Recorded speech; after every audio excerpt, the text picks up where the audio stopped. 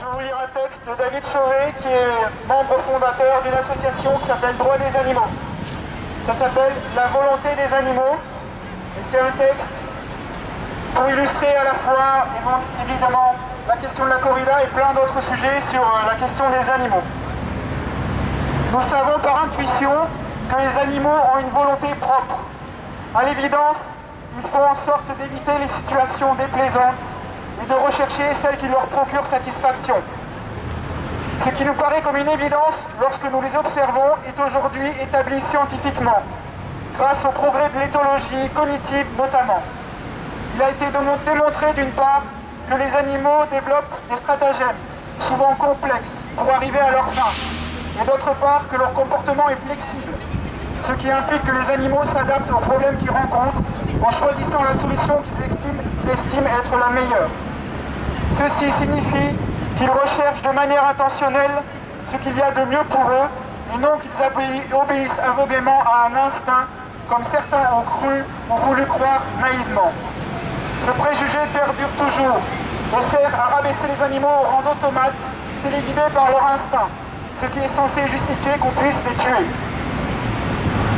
Le fait de tuer un animal, fût-ce sans douleur, a pour conséquence de le priver définitivement de la possibilité d'exercer sa volonté.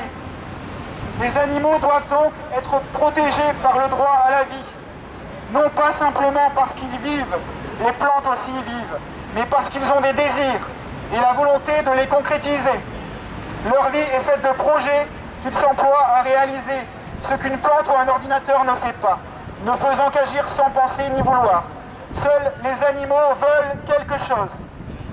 Qu'importe la portée de leur projet ou leur simplicité, on n'exige pas des humains qu'ils réalisent de grandes choses pour mériter de vivre.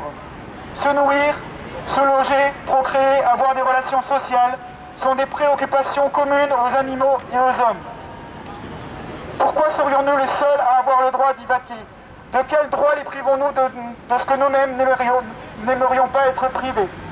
Qu'est-ce qui nous permet de croire que nous aurions davantage le droit de profiter de notre existence que les animaux? Nous n'avons pas à nous permettre de contrarier la volonté des animaux. C'est un abus de notre position dominante que d'agir sur leur existence en les emprisonnant, en les tuant. Contrarier la volonté de quelqu'un, c'est en faire un esclave. L'esclavage n'a pas été aboli, il ne le sera que lorsque chacun d'entre nous n'empêchera plus les animaux de vivre leur vie. Par David Chauvet, membre fondateur de l'association Droits des animaux.